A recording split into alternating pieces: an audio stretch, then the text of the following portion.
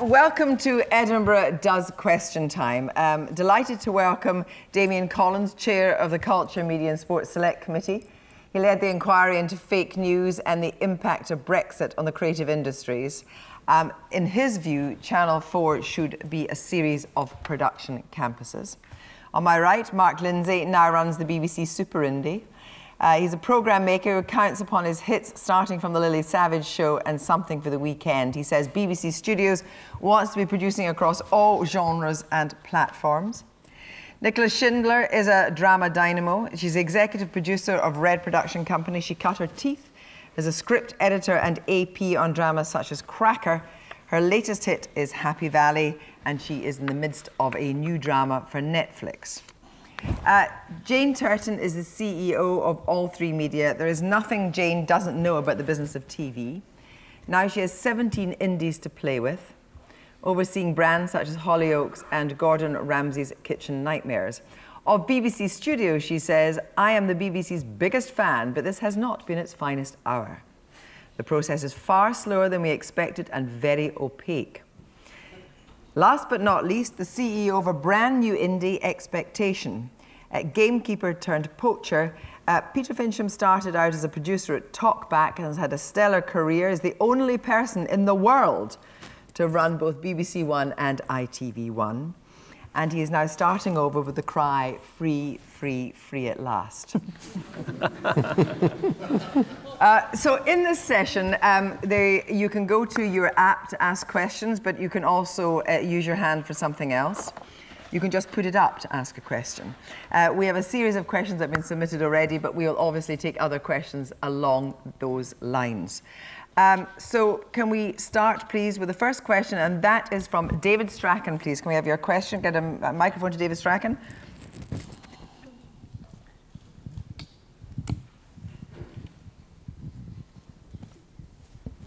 Thank you. How successful or otherwise has been the BBC's foray into tendering? We understand that they may not be entirely happy with what's happened. Now, who will I put that to first? Well, why not me? Why not you? Well, at the moment it's under review, which suggests that Tony, having had one bunch of tendering titles that have gone out to tender, wants to review it and see how it's working, not only for BBC commissioning or BBC Studios, but also for the industry itself. So it's the process is continuing. You know, Content have just announced that doctors will be the next thing that's up for tender. So really, it's not necessarily a question for me. I can give you opinion what I think about tendering and what I think about it at 100%.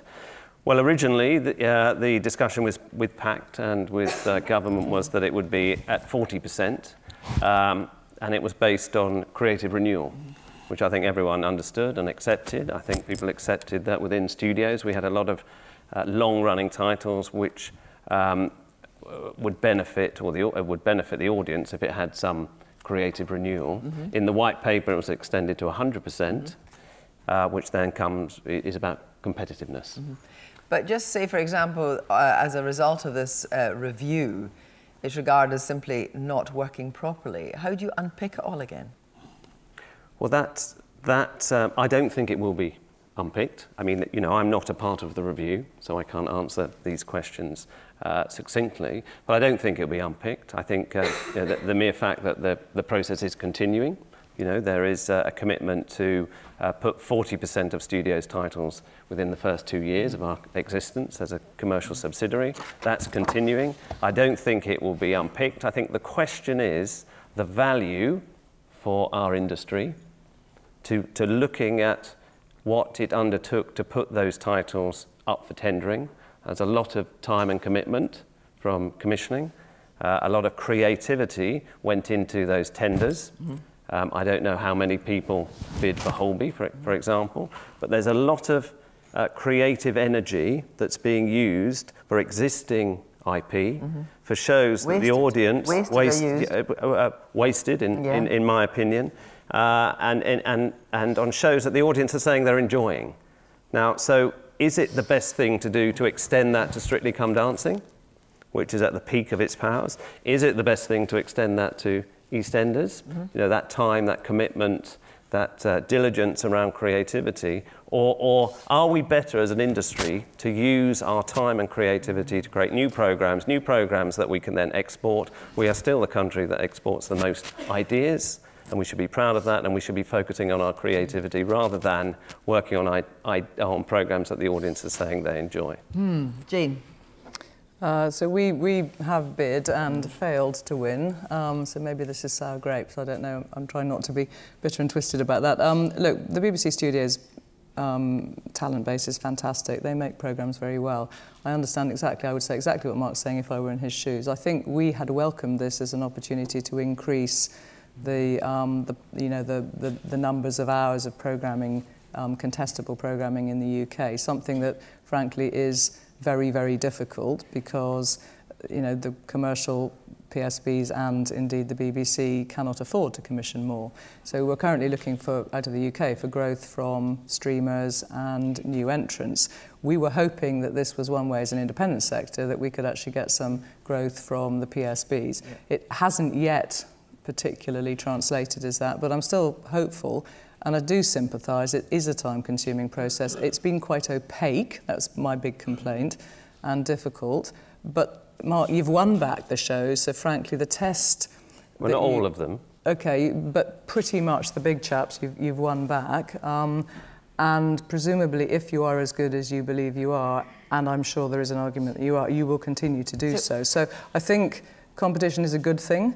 I think you need to celebrate it. I've always said you are very, very good as producers. You probably win the shows back if you're good enough to win them back. But the point of that for indies, and particularly indies that are not that big, that whole process of tendering for incredibly stuff, costly. Incredibly costly. Yeah.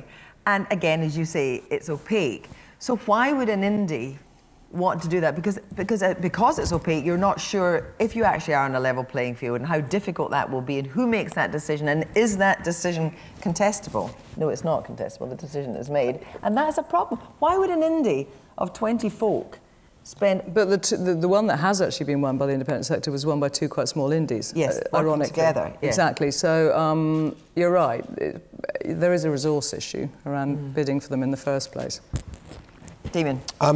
Well, obviously the BBC agreed to this, and there was not an opportunity to review it until the midpoint review in the Charter. So we're looking at 5 years.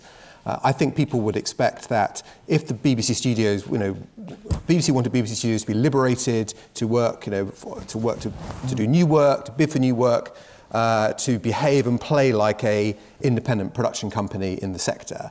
And therefore, I think it's reasonable to expect that there should be greater opportunities for indies to bid for BBC work too. And it would be seen as unfair advantage to BBC Studios if it was able to compete in the market whilst locking in a huge amount of work which couldn't be contested or fought for by anybody else. And one of the things I think we'd have to look for in the midpoint review as well is whether actually in being liberated, does BBC Studios still operate at a massive advantage against many of the indies it plays against? And therefore, would it have to be reviewed on that side too? So I think this is a great opportunity for the BBC and BBC Studios. I think this is clearly what Tony Hall and the BBC were pushing for in the Charter review. This was the big thing they wanted. And it'll be a big test of whether the BBC Studios is creative enough and competitive enough, and that will be, I think, in the long run, a good thing. Peter. Well, I've got to be honest, I haven't got involved in any of this. Expectations is a very new company. We haven't tendered for anything, so I've got much less insight than Mark or Jane or Damien into this. I would say generally, though, I've worked kind of in all kind of places, the BBC, where you have huge in-house capability, and that's kind of slightly in retreat with this. ITV, where it's kind of going the opposite way, and they seem to be becoming more acquiring of companies and more pushing stuff in-house. Channel 4, where they've hardly, it's pretty much entirely indie. I generally believe in a separation between broadcasting and production in a kind of church and state way. I think generally when you try to push them artificially together, you're not really conspiring in the direction of creativity and competition. So anything that creates more competition and creativity, I think, is a good thing.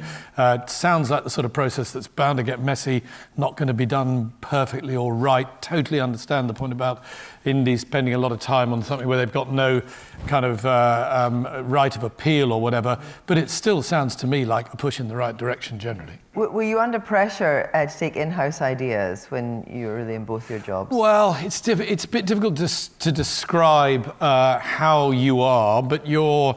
I mean, the short answer is sort of yes, but at the same time, you always commission the programmes that you believe in. So if you were to put it to the person where these things join, am I under any pressure? They would say, "Good Lord, no." But they're sort of got their fingers crossed behind their back when they say it a bit. Yeah. It's sort of just as you would expect. And if you're one of these big organisations, you are, after all, part of that organisation. These people are your colleagues, so it's you can imagine. Well, what do you think, Jane? Is this Jane? Jane, what do you think? Would you? Well, I mean, because you're originating only, but what do you think of the whole studio's process of 100% tender? Well, we talked about it. We thought about whether we should bid for dramas, whether we should be looking to take on those hours. And actually, as an indie that does originate its own dramas, it wasn't interesting to us at all, because I don't want to take on someone else's creative setup. And I understand that other people operate more business orientated, but I do find that strange, which is, if the hours were up for tender, that's something different than the actual programmes. To take over EastEnders, to take over Holby, when it's been crafted by a big team of people, I find that really odd. Well, let's stick to that subject and try and get some more questions on this. Yes, there, please, and identify who you are. Anyone else on this subject? Yeah, fire away. John McVeigh from PACT. I've been deeply involved in all the preparation for the tendering and been involved in the review of the tendering. I think Mark's sort of right and Nicola's right as well, and I think it's going to be interesting to see where the review comes out. Is sometimes, like a certain sports quiz show, which clearly wasn't doing that well, and hopefully you'll make it better, it might have been better to put the slot out for creative competition rather than the pre-existing IP, because I think that's more attractive for the commissioners and certainly for all producers, studios or independents. And I think that's a challenge for the BBC, and also for the commissioners, because clearly when they do tender now, they're going to have to sign a contract to make it worthwhile for, say, 3 years, when generally when it was under in-house, it might be a year's forward planning. So I think it's beholden on the BBC to think carefully, do we really want question of blah in that form, or do we want a new sports quiz? Because that's a way more exciting competition, because there's IP involved, there's more creativity, the barriers for small indies to get into that is a lot lower, and I think that's the way the BBC should be thinking about this. Great, thank you very much indeed. Now we're going to move on to a question from Derek McLean, please. Derek McLean, question there. Can I bring you all back to the McTaggart lecture and Jon Snow? He spoke about reflecting a greater diversity of voices from our industry. When I look at this panel, it seems to reflect the elite nature that he was pointing the finger at. Can I ask what you made of his analysis, what you are doing to reflect that diversity, and what you're going to do in the future to reflect those voices that he thinks are so lacking? Peter Fincham. Well, he's quite right, of course, and it'd never be more uncomfortable to feel like part of that elite. I'm ashamed to feel I'm part of it if I am. I think, again, I've been involved in, it depends what we mean by diversity. Diversity means many things, and no surprise to me at all with the publication of, I think it's the Diamond kind of data the other day, that the thing that came screaming out of it was that diversity, racial and ethnic diversity, is in one place, and diversity in relation to disability on screens and not in such a good place at all. Having been at ITV for 8 years, I could see that coming a mile off. I think the industry is very aware of this, both off-screen and on-screen. I think on-screen, which is where viewers judge us, because, let's be honest, viewers don't really give much of a damn about who makes programmes, where they're made, all this stuff that's kind of within the Beltway discussion, I don't think matters to viewers at all. They certainly care about what they see on screen, and on screen, I would say, I'm not talking statistically here, if you look at television today from even 5 years ago, you will see much more diversity than was, because everybody's been so conscious of it. But it will never feel as if we've quite got to where, or even remotely got to where we want to. John himself, part of that elite, is absolutely right to make that point, and I can't imagine anybody along this panel, might be wrong, is going to say he's wrong. But the element of diversity that you don't automatically see is about class. And that is where I think the broadcasters, by and large, feel the pot and the pool is too small. And that there's lots of reasons for that, isn't there? And that's about getting into television in the first place. You go in because you can afford to perhaps park yourself for free somewhere, and that's just not good enough, is it? I completely agree, and I think that at the entry level of television, we've all got to guard against a kind of narrow kind of breed of people coming into television. They also punt a narrow breed of programmes as well. Yeah. You don't want all runners in television to be somebody's nephew, niece, or godchild. That is not a very good idea. And we all must be conscious. And I'm sure people who, I'm sure Nicola and Jane and Mark, are conscious of this, and in their own organisations are doing things to try to make sure that. How did you come in, Nicola? Through an elite door. I was at Cambridge and I went to work at the Royal Court Theatre. So, and I'm sure the doors were open for me because of where I went to university. I then applied for a job that was in the paper at the BBC. So, that's not to anyone I knew. And I got that job that way. But I'm absolutely sure that it was that I went to the right university helped me in the first place. And tell me, I think I'm right in saying it used to be a case that the BBC put an extra tick for an applicant if it had been to Oxbridge, actually. I don't think, obviously it doesn't do that now. How do you try and encourage diversity in your company? We are really on it. We absolutely look at who we're employing. I think behind the scenes is as important as what you put in front of the camera, because for us, the writers and directors from diverse backgrounds will bring different voices, will make us cast differently because they're looking at a different culture. So it's about the writers a lot for us, looking for diverse writers. In terms of, you control 17 indies. Is there a kind of mission statement about that? I mean, do you actually have an actual policy on diversity of all kinds? No, we don't have a policy on diversity. We delegate the responsibility, now becoming very successful actually in doing it, down to the operating companies. And so they each have a way of tackling it, which has to be particular to their business, where they're located, etc. We use Lime often because they're a big employer producing Hollyoaks in Liverpool, and they are super into the whole entry-level job offers, and what they're doing is some really obvious stuff, but you have to do it in quite an imaginative way, which is they're trying to reach out through different routes into the community. That's the first thing they're doing, and I think well. And then they're doing stuff like, rather than paying more, because at the end of the day it's an economic model, you can't break it, they give longer contracts. Yeah. So they do stuff like that, which is very obvious. It's not a hugely sophisticated device, but they're doing it in quite imaginative ways. Studio Lambert's another one. Studio Lambert actually has a diversity policy that is specific to Studio Lambert, and Stephen is very across it and cares passionately. And many of the other operating companies, but I'm a strong believer, I think you've got to allow the company to design the thing that suits them best and their culture exactly, and whichever thing they feel most strongly about, they will then drive, and we then help them. We help them do it. Is John Snow right? Are we all the liberal elite? Well, I suppose, do you become part of the liberal elite because of the job that you do? I went to a comprehensive school in Herefordshire. I went to Oxford University, first member of my family to go to university. I then worked in London for an advertising agency and now Conservative Member of Parliament. So most people would look at my CV and say, well, he looks like and sounds like he's part of the liberal elite. But I wasn't born into the liberal elite. So one of the things we have to guard against is that you can have a wonderful recruitment policy and proactively go out and look to create opportunities for people to come and join your organisation. But once they're a part of your organisation, do you let them bring what they are to the work, or do you make them conform to the way that the organisation works itself? So have you conformed? No, I don't think so. I mean, but not conscious. Not consciously. But I think. But if we're talking about program making, we're talking about program making people that become part of the TV production world. When they become part of it, do they become part of the liberal elite because of that's who they work with? That's what they are. The reason so I think the challenge is not just recruitment and looking at gateways into the industry. It's for people to be constantly challenging themselves to say, are you exposing yourself to people and places in the United Kingdom which are remote from the liberal consensus, and therefore do you challenge yourself with what they think and what their lives are and what's important to them? And I think that, for me, I thought that's what John was getting at as well, that it's having to constantly challenge and renew ourselves in the way we think with and engage with the rest of society.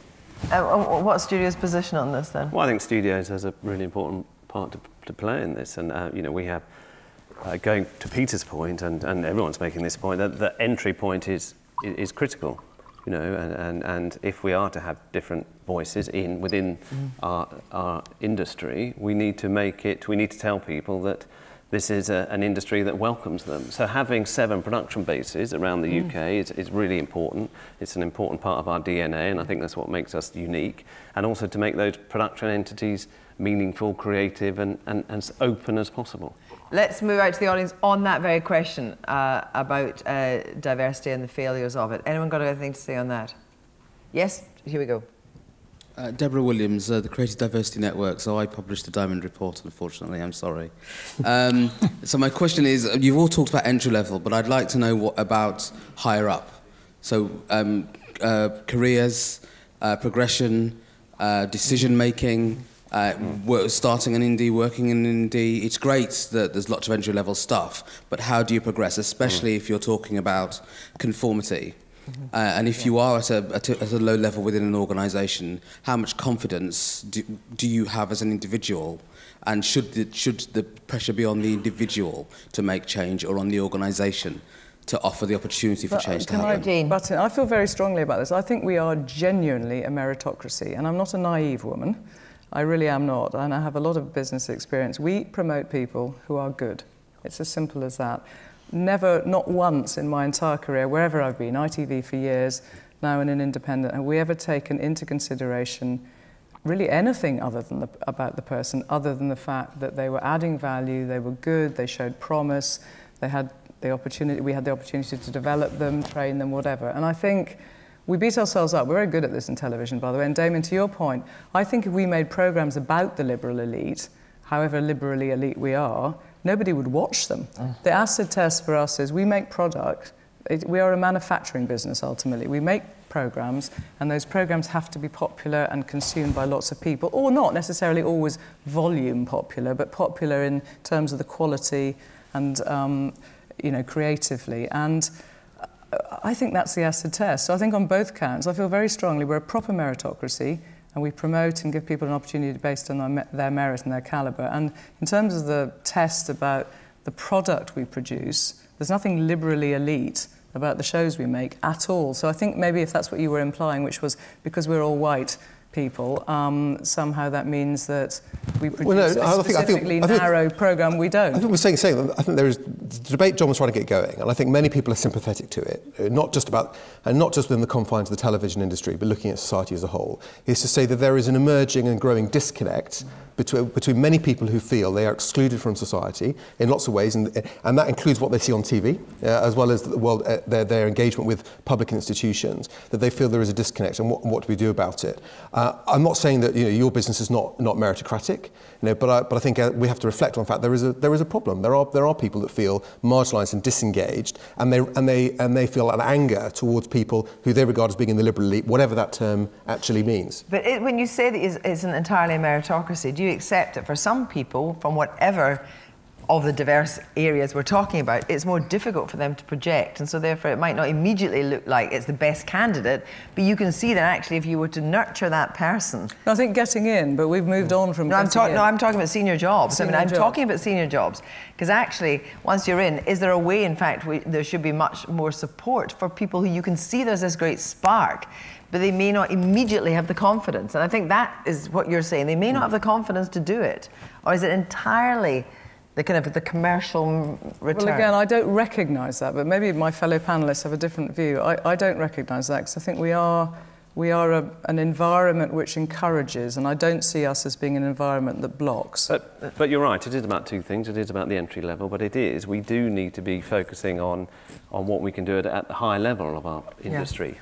We do, and one way, I mean, the BBC had in commissioning, introduced this assistant commissioning course, which was about introducing people from diverse backgrounds into key decision-making roles. Right, let's move on now, and we have a question from Hayley Valentine. Hi, should the government have forced the BBC to publish its stars' salaries? Damien? Yes. Yeah, and I mean, I was chairing the committee when we made the recommendation to the government that it should ask for that as part of the settlement, because we felt that if there was a rule in place that said BBC executive pay should be declared, that should apply for on-screen talent as well. You shouldn't distinguish between one sort of person that works at the BBC versus another. I think there's a big issue here as well, which I think will be something we will take a big interest in for BBC Studios, is that it's wrong to say that how much David Dimbleby gets paid for presenting Question Time is not declared because he gets paid via a production company rather than for the BBC directly. When we had this debate with the BBC, you know, people like Tony Hall came out and said it's a poacher's charter. I'm not sure how many poachers there are out there for Steve Wright or Steve Nolan, you know, on the salaries they get, but nevertheless, it was said there was a poacher's charter. What no one expected, though, was that we would see that Steve Nolan gets paid twice as much as Laura Kuenssberg, and is that right? And that's the debate we've had, and we wouldn't be having that debate if we hadn't insisted on the information being published. Peter Fincham. Well, there's obviously been a hot topic, and when I was at the BBC 10, 12 years ago, it was on the horizon, and I remember the absolute consensus in the BBC among my colleagues, I was quite new to the BBC, was we must never let this happen. We've got to stop this happening. And even at the time, I thought, you're going to lose this battle, so it's going to look a lot worse for you if you fight a losing battle when you finally do lose it. Because when you've basically got a clash between what you might call confidentiality on the one hand and transparency on the other, and there's public money involved, transparency will eventually win. But the problem is there is no real transparency. Well, yeah, let me come to that. Yeah, so I think it was coming, and although I think the BBC did their best to handle it when it happened as well as they could, it's never a good look if you say, I don't want to tell you something, and then when you are forced to tell somebody something, it's slightly embarrassing what you tell them. And it was slightly embarrassing what they tell them. So I think there's no point, in a sense, in now going back and think, should they have had to do it? Should the government have forced them to do it? It was coming, it happened, and it happened. I'm afraid, I agree with Damien, the idea that you can now draw the line at the direct licence fee and keep a nice kind of veil over stuff through independent companies. It's not going to happen, is it? You know, now that the door is open, it's going to come open wide. But having said all that, I actually think good comes of it. I think that a lot of people said this is going, I agree with Damien again about the Poachers' Charter, this is going to have an inflationary effect upon talent pay. I think it'll have a deflationary effect. You'll have the BBC saying to people, you know, Jeremy Vine or whatever, we can't go on paying you this much, it's embarrassing for you, and it looks as if it somehow undermines your integrity. Well, if the BBC won't pay him, why on earth would a commercial rival suddenly sweep in and double the money? So I suspect that actually commercial rivals would be beneficiaries of this in not needing to pay such vast amounts to people, supposedly, because otherwise they wouldn't be able to nick them from the BBC. And of course, the gender equality, you know, now that it's out in the open, somebody's turned on the lights on, there's an embarrassing mess. What do? You clear up the mess, and they should get on and do that now. It was really interesting, though, because the BBC, or somebody, I assume it was the BBC, briefed out on the gender pay, thinking, well, that'll get all the heat away from Gary Lineker. And actually, the heat was on the gender pay, because people actually genuinely thought it was unfair. Yes. I don't know. I mean, I thought... I did a couple of appearances myself on that day with the BBC, sort of saying, oh, it'd be nice if he wouldn't, which is fine. But I thought they did their best to handle a very, very difficult thing as well as they could. But it was always going to be an embarrassing day, and it was. But I think good comes of it. So, Peter, do you advocate a level playing field then for other broadcasters as well to well, what do you mean by talent pay? No. But I think this is exactly the key point. And in fact, you get to a key thing about both the BBC and Channel 4. What are they guilty of occasionally? Forgetting that they're publicly owned and that you're a fundamentally different organisation if you're spending public money. So I'm not. Now, there's a question lurking in there, which is Channel 4, which is a different model, a quasi-commercial model. Will you guys, you politicians, start coming after Channel 4? I think there's a difference. I don't know. I think there's a difference in Channel 4, because Channel 4 has to go out to the market and raise its funds to pay it to commission its programmes, where the BBC gets a nice cheque from the public every year, and so there is a big difference. But I think the challenge for studios now, I think what will be unacceptable is if next year studios turns around and say, well, all these people that we pay on Strictly, we're now not going to disclose their salaries because we're now in indie and we don't have to. I think that if they do that, I think that will cause a big. So wait a minute, are you actually saying Are you actually saying then that the government is going to force all sources of salary to be out in the open? So you know, exactly what you're saying. You know, Graham Norton earns X, but Graham Norton earns X. It's all going to be out there. Is that what you're saying? Yeah, I would go further. I would say someone who is basically works for the BBC by appearing on-screen talent in one of their programmes, if they earn over the threshold amount of money, whether they're paid by an independent production company or they're paid as a BBC salaried member of staff, that information should be declared. And you shouldn't be able to hide it simply because the money's been given to a production company and they've paid the talent. But you should be glad of that. Yeah, that's going to happen. That's, I mean, you talk earlier on about, we're talking about contestability and having a level playing field. That is a level playing field. At the moment, that doesn't exist. No. You know, BBC studios have had to disclose their talent pay, and that puts us at a huge disadvantage. Yeah. Well, no, I think it should work for anyone who effectively works for the BBC. But how do you feel about that, Peter or Jane? As running in. I mean, to be honest, I would say I think that'll come. So, how I feel about it. Nicola, what do you think? I guess until we're asked to do that. I was surprised because some people we pay for shows on the BBC are earning a lot more than people were shocked at being paid through the BBC. Tell us who now. Absolutely, I dream of it. But so I think that when that happens, that'll be another moment for surprise. Interestingly, do you think there'll be certain people who would rather not work for the BBC in future than have their pay out there? There's nowhere else they're going to work, is there? Well, they're not nowhere else. Well, they'll work for other broadcasters. Yes, but the BBC is an incredibly powerful magnet for talent, and you know, what is the attraction to the BBC to talent? It's not just the money; it's the platform, the audiences. So I don't think the BBC is going to suddenly find they can't attract talent to work. Jane. No, I think that's right. The BBC, it's a global brand. You are any type of talent and you want to be on the BBC. It is a phenomenal brand. Questions on this? We've got packed again, but anyone else? Well, let's just, there's a question up there. And it's Peter York. I can see him from here. There is another side to this question, embarrassing though it may be for the BBC, which is this. Is the present DCMS secretary and her cabinet as ideologically opposed to the BBC as John Whittingdale absolutely and demonstrably was? John Whittingdale hated the BBC. Do you lot hate the BBC? Well, I think this might be directed straight to Damien. Peter, I think that is. I think that is very unfair. When John Whittingdale was chair of the Select Committee in the Parliament but one, before he was Secretary of State, they produced a report looking at the future of the BBC that accepted the principle of the licence fee. It accepted many of the things that were part of the settlement. So I don't believe that John was anti-BBC at all, and the current government certainly isn't. OK, well, let's just... Peter, you're itching to come back. You don't have the mic, but just shout out. Here's a shout out. John Whittingdale was a patron of a curious organisation called the Freedom Association. It had two pillars of belief. Europe should be put to the sword and the BBC should be put to the sword. Why didn't that figure?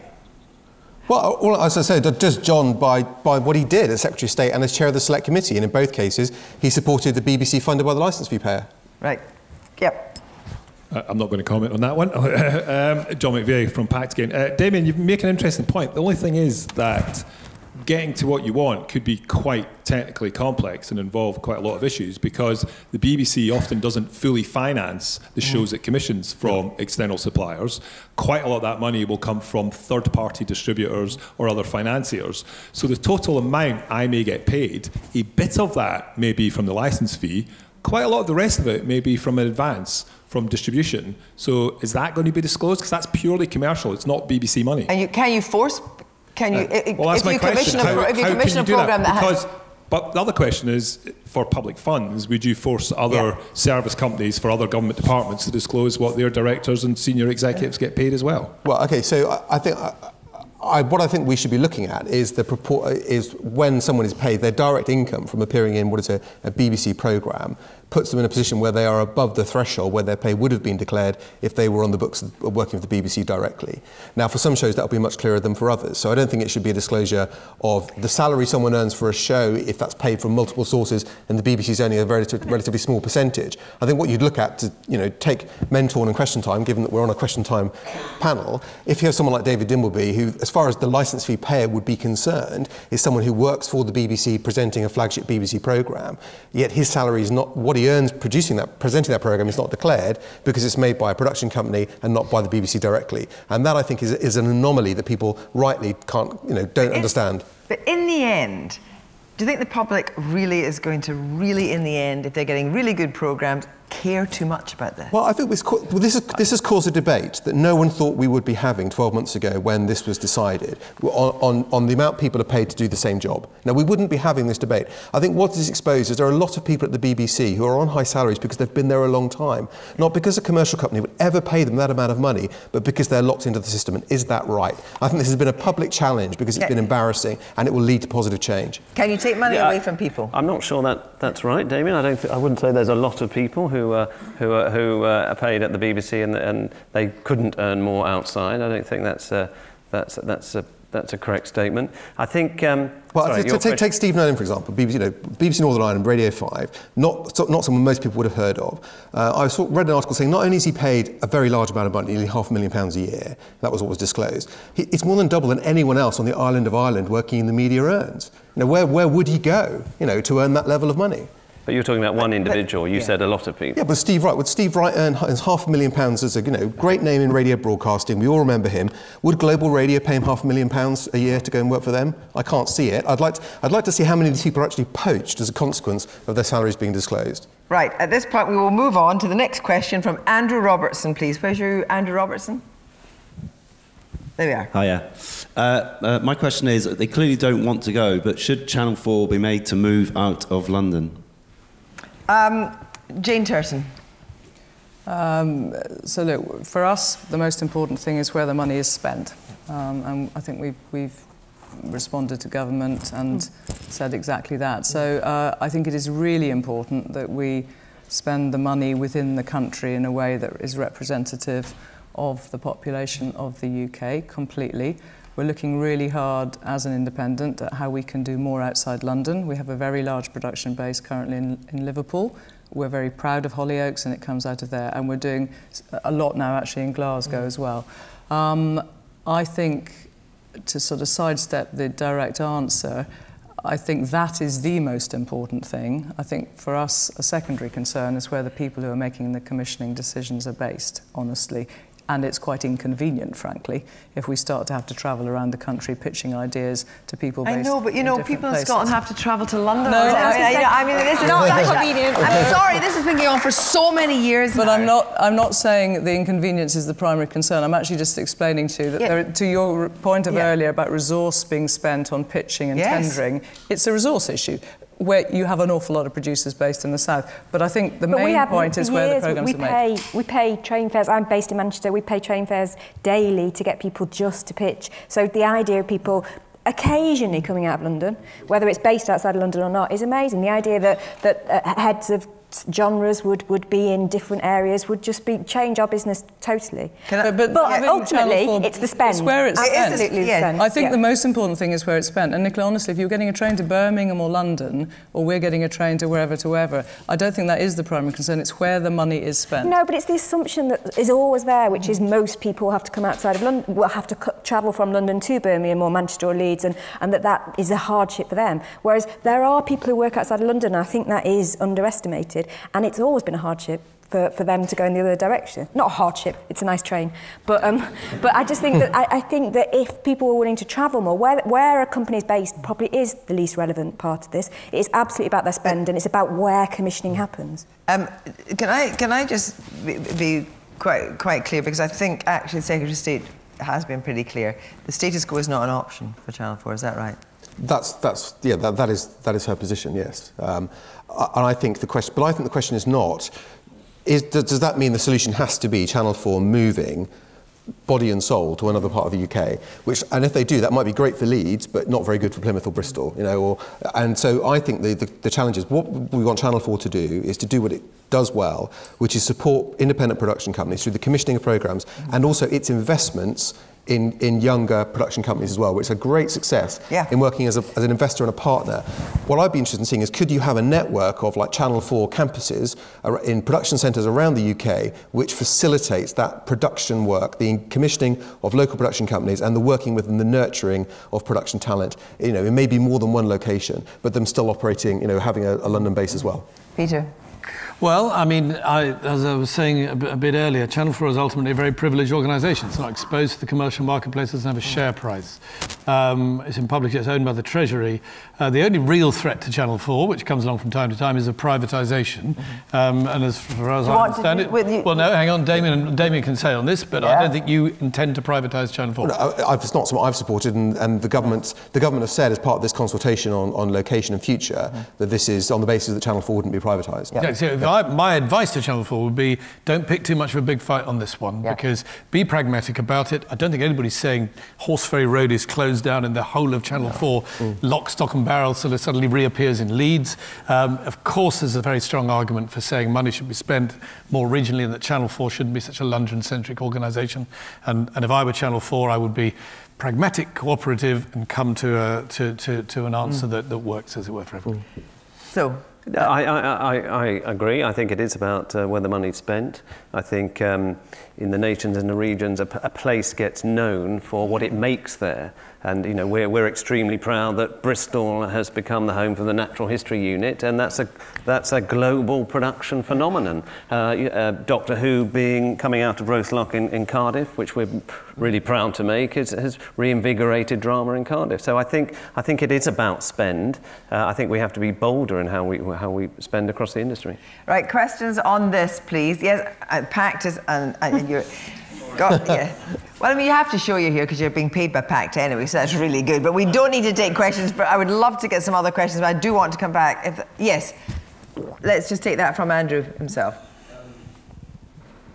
Doesn't this come back to the diversity issue as well, though, that really it's about, yes, it's where the money is spent, but it's about the voices that you're actually hearing on the show. We used to have in this country a very diverse thriving regional broadcasting industry through ITV, which was forced by statute. Isn't it just the case that it requires intervention again in a modern way where, you know, broadcasters are forced to go and spend money, but actually employ people to spend that money in those places? Yeah. Channel 4 should sound like a Manchester voice. Exactly. Isn't that the case? Well, I agree with that. That's why I think it's about what they do. I have some sympathy for Channel 4 in that they've been asked to try and become part of the solution to a problem that they didn't create. You know, the problem has been the consolidation of other broadcasters into central London instead of being regionally based. And so the answer to sort of like Pebble Mill closing is Channel 4 moving to Birmingham, which seemed... Well, I think you, as you said yourself, in a modern way. So what the government is leading through a consultation is not saying let's legislate to move Channel 4. Let's look at the way in which, as part of its remit, Channel 4 can enhance and do more to support its regional commissioning. So what's the date? What's the date? For the results of the consultation. Well, I'd expect the date for the decision. Well, there's no announced date for the decision, but I would hope it's as soon as possible. I think Channel 4 have been through a process both on debate on privatisation and now this consultation, where that uncertainty has been in place for a long time. I'd hope, with their new chief executive starting in November, that we could conclude all of this year. This year. That would be my hope. To go back to genuinely regional television, that I think it's going to take more than just a decision about Channel 4, because we started I worked in Granada. We set up in like the late 90s when there was talent in Manchester, and the 10 years that followed, that talent had to leave Manchester. So that now there's us and there's very, very little production. It's about people living and working in the area. Peter, what about that? You know, to Andrew Robertson's point, that the centralisation of ITV has been that has been a crucial key problem.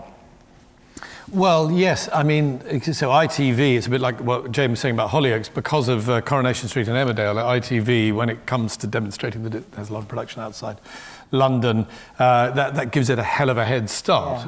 There's no doubt about that. I mean, these are slightly different issues, aren't they? You know, the consolidation of ITV into one company, I don't think anybody would say, let's roll that back and have Central and Granada and Yorkshire and Tyne Tees and so on. That was a very strange federal system sort of created in order to stop any one particular ITV company making too much money. That's really why that was created, rather than for reasons of regionalisation. I think we're slightly muddling two different things here. But in terms of for production, it was phenomenal to have these different bases. However, yes, indeed, it was phenomenal. You know, and there is nothing like that at the moment. Right, let's move on now, because our next question comes from Dietrich Santer, and you, of course, are the new chair of the festival. Where's your question, please? Thank you. With British drama producers busy chasing the international gold rush, it's interesting that all the big British drama hits this year have been low-budget domestic pieces with smaller distribution investment. I'm thinking of shows like Apple Tree Yard, Three Girls, The Moorside, and Little Boy Blue. They've really cut through. While it's hard to think of the British-produced international appeal shows really connecting with the big audience here. So as drama costs inflate and broadcasters' license fees remain the same, these shows get harder to make. So how can producers, distributors, broadcasters ensure that we properly serve the domestic audience?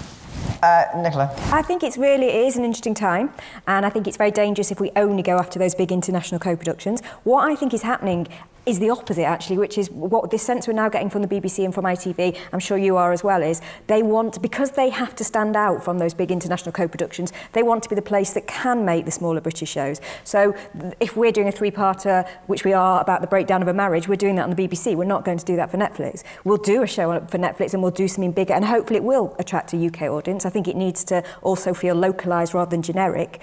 But I think there is still a place within the local British broadcasters for British drama. Yeah, I completely agree with that. And for Charlotte Moore and for Piers, it is about British stories. It is about Britishness and British drama. And that's what I think they've been focusing on recently, and will continue to do that. I think it's an incredible time for drama in this country. Are you putting a lot of money into drama pitching? Are you putting a lot of money into? Well, it's an important part of our business. I think it's an important part of everyone's business these days. But I think, we produced Three Girls, and we were extremely proud to do that. It had a phenomenal impact. It drew in a young audience, and for us, that is as gratifying as producing something that is a commercial hit. But we need commercial hits, don't you? We do. We need a balance. We are there to invest in creatives for reputational gain, but also for commercial gain.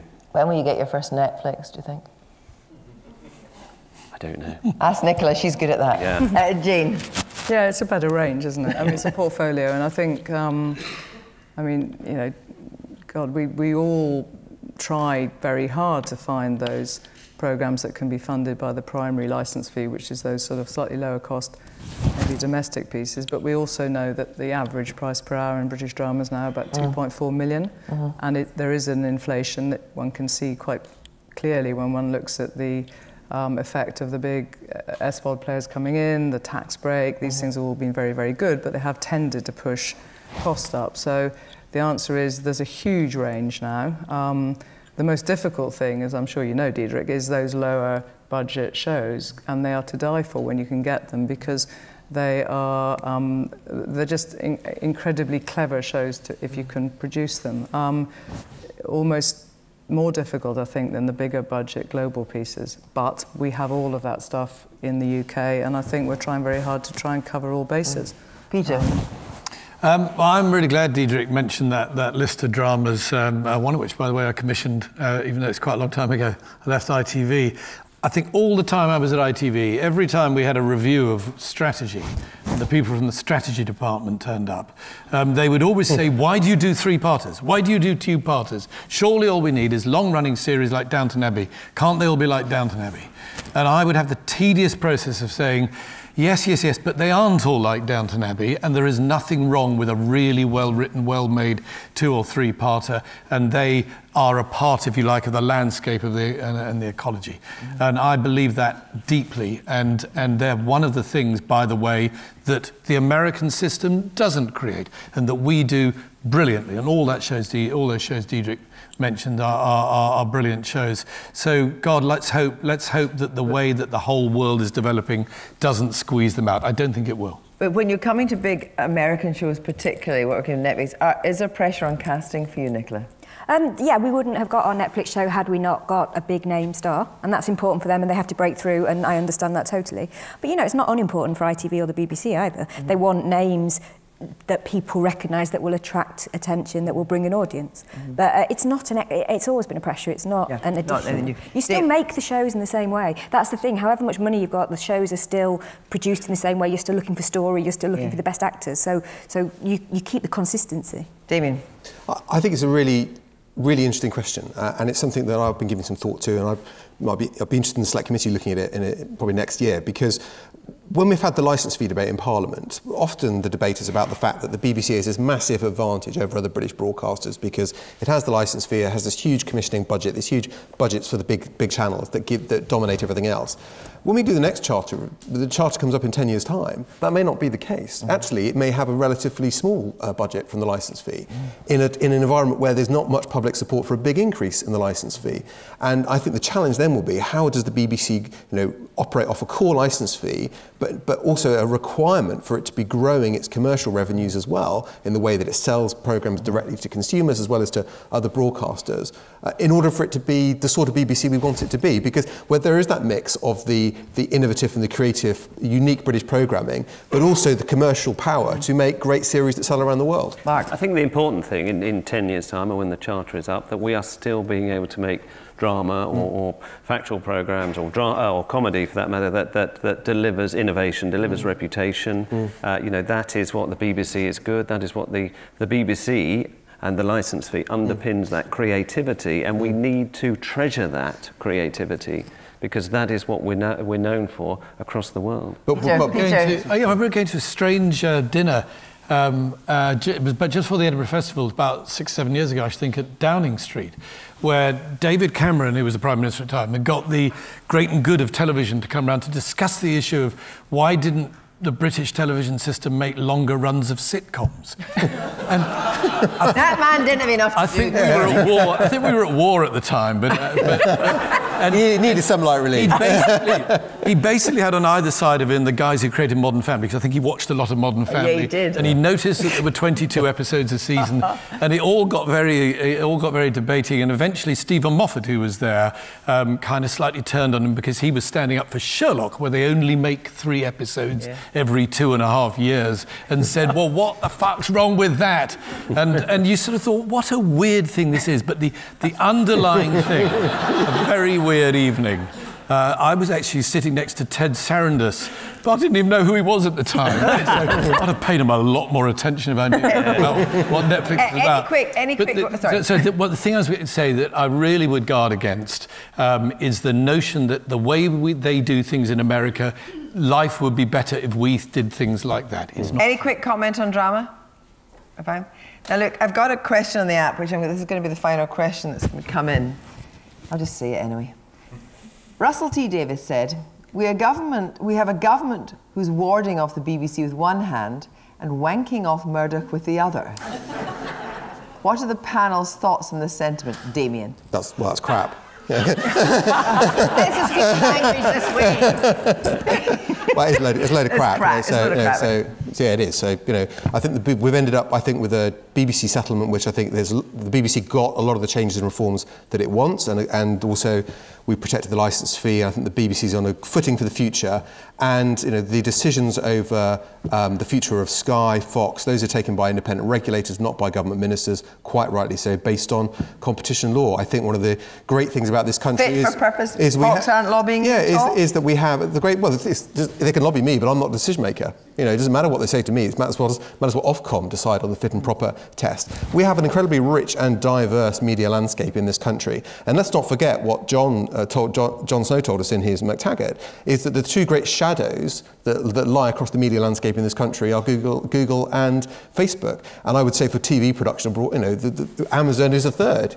These are the great external challenges to the media in this country, not in some ways the future of the BBC or the Murdoch empire. No, except having stood next to Russell while he said that, I know what he means, which is we talk about the licence fee being protected, but as someone who makes something for the BBC, over the last 10 years, all you've felt is the licence that we're paid by the BBC being taken away because it's being given to different elements, and that might be right politically, but it becomes harder to work for the BBC because the money is shrinking at a time where all the other money is growing. Then we've had the licence fee has been protected, and there's always been a challenge by people in the BBC. Jeremy Paxwell, when he gave his McTaggart, saying the BBC should concentrate its resources more rather than spread them too thinly. Mark Thompson used to talk about the BBC doing fewer things better. When you asked him what fewer things was, I think the only thing he could think of was not buying in so many imported programmes, not actually doing fewer things. So I think the BBC has always had a debate about how it uses its money, but what the government has done is protect the amount of money that it gets. I think the BBC uses its money extremely well. You look at the services it provides for 40p a day.